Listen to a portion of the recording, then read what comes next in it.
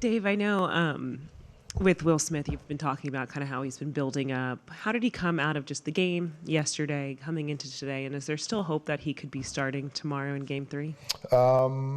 Yeah, there is hope. I think he came out of it well. Haven't seen him today yet. We'll see him out there at the workout. So I'll make that decision tomorrow. But there's each day it's gotten better, and so I feel more confident that he'll be able to start. Can we go to Jack?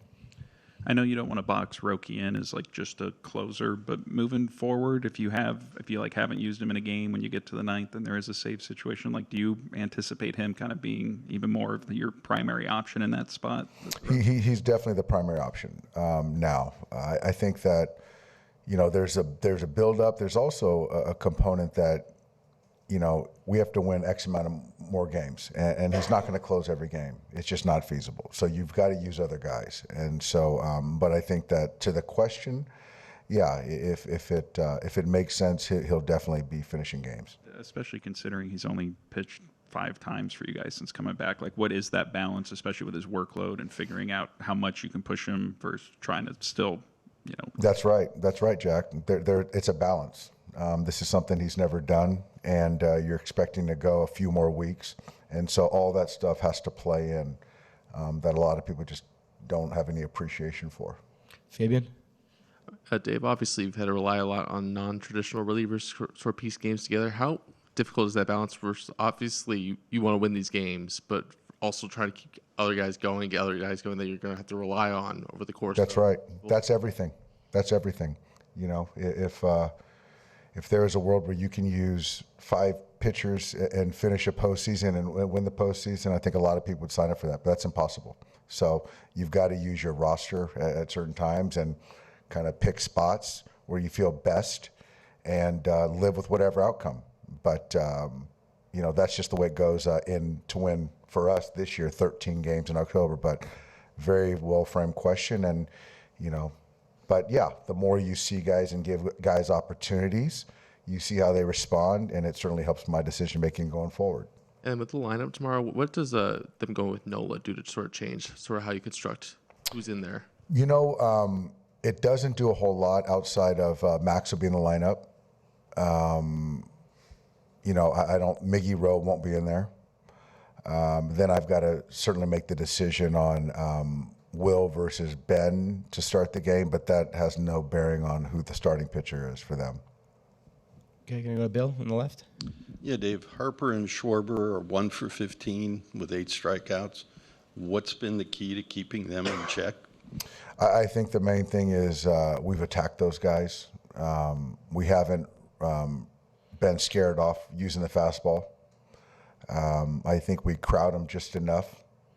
I think we go soft just enough, and I think we change eye level. So up to this point, we've done a really nice job of keeping those guys at bay. So we still got some work to do, and try to keep those guys asleep. A couple of years ago, Freddie and Mookie had one of those kind of series.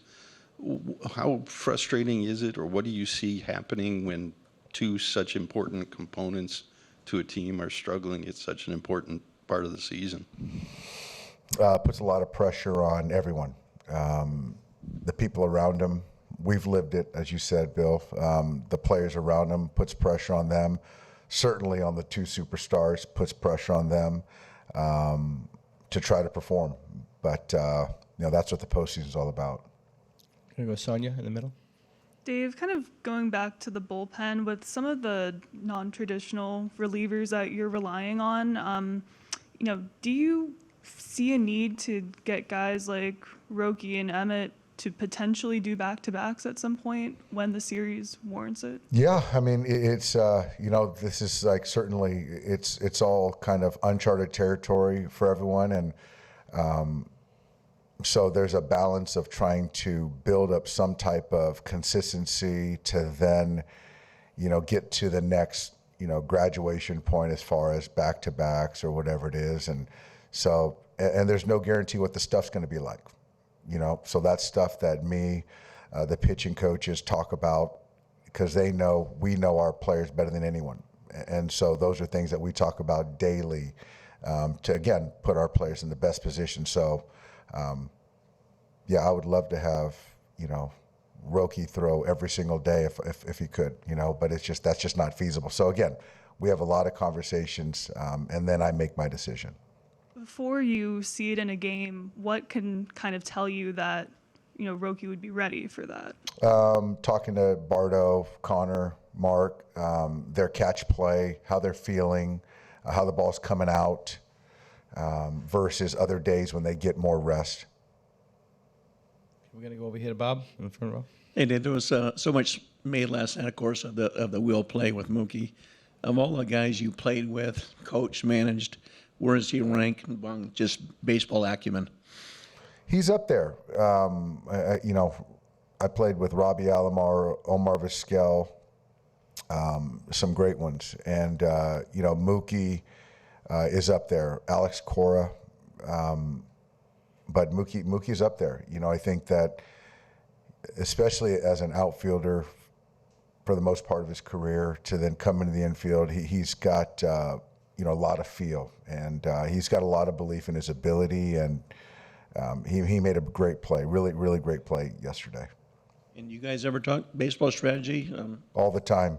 We talk all the time, offensively, defensively, approach, what pitchers are trying to do defensively. And he and I have a unique relationship. We talk baseball all the time. Okay, Michael in the middle. Hey, Dave. A few weeks ago, I asked you about the balance with Blake Treinen from his postseason pedigree, especially last year's run, and I guess what he struggled in September of his recent run. And then last night in the ninth, it looked a lot like here against the Phillies when he gave up 3 runs here in September. And when he was bad over the last month, struggling, it looked like that. So how does that change when you want to utilize him or use him going forward now? Yeah, I think the look of a player matters to me. I felt that he was gaining some momentum before that last one. So I'll check in on him. But, there's ways of how you go about an outing, successful or not successful. And, how a player carries themselves matters to me. So there was definitely a different look. He's got great pedigree in biggest of spots, but, I just didn't see that edge last night that I know that I've seen it many times over. There you go, Jay. Hi, Dave. Is there any update on Miggy Lowe? No, not yet. I know that, the hamstring tweaked it a little bit. Obviously having today off, he won't start tomorrow, but I'm sure he'll be ready for whatever, we need from him tomorrow in the game. But, I think he'll be okay. Thanks, Jay. So Tommy has an ankle issue and Miggy has a hamstring. So 2 of your middle infielder has some injury issues. So do you feel comfortable about that depth of your infielders right now? I feel comfortable with Max Muncy. I feel comfortable with Tommy starting the game. I feel comfortable, with Kike coming in at some point if he needs to. And obviously I feel comfortable with Hae-Sung in playing infield. So certainly having him on the roster allows for us to, protect ourselves and potentially use him if the time calls for it. Dave, just back to Mookie for a second. How impressive is that for a guy to go from being a Gold Glove right fielder to now making, the plays that everyone's talking about in the postseason at the hardest position in the sport? Well, I think, point of easy, context is it's never been done, So to go out there and play Gold Glove right field for years and to be in the Gold Glove conversation this year, rightfully so, to play in the biggest of games, biggest of stages, it's just never been done. So it takes a special brain and talent to do it. Okay, we're going to finish up here with Jack. With Emmett last night, especially with Schwarber and Harper coming up, what just gave you the confidence to leave him in that spot, and how much did you learn about him and the trust that you can have in him in those situations moving forward from how he responded?